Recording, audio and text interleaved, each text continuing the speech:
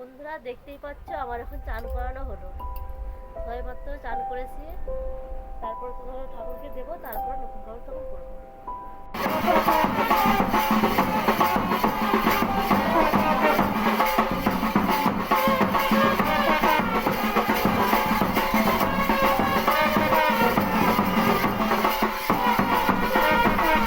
আর এই যে দেখতেই পাচ্ছ বিয়ে বাড়িতে কেমন নাচ চলছে দেখো।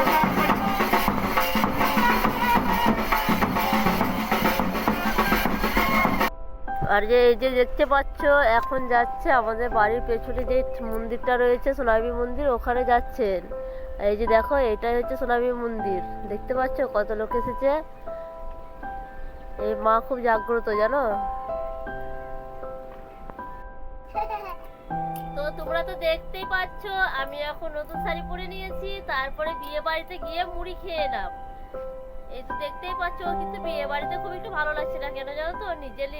নিজের কেউ না থাকলে অতটা ইন্টারেস্ট লাগে না, তাই তো বলো। আর এই যে দেখতে পাচ্ছ এখন কি বলতো, এখন গিয়েছিল ও হাঁড়ি আনতে, তাই দেখো কত সব আনন্দ করছে। হাঁড়ি আনার সময়তেও আনন্দ করছে সবাই, দেখতে পাচ্ছ। এই যে একে একে সবাই গিয়েছিল।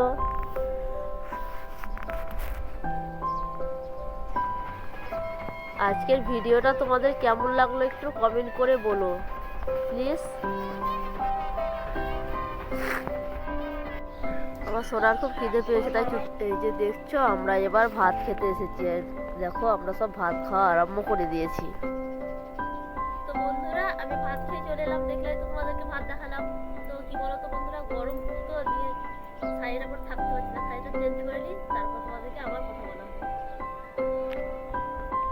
আর এই যে দেখছো শাড়িটা চেঞ্জ করে নিয়ে আমি তোমাদের সামনে এসেছি, দেখতেই পাচ্ছ। আর এই যে দেখো বিয়ে বাড়ির গেটটা দেখতে পাচ্ছ।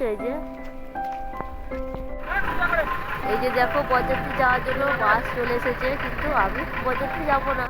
এই যে দেখছো আমি এখন বেড়াতে এসেছি মাঠে মাঠে, তাই দেখো এই দেখো ধান দেখতেই পাচ্ছ।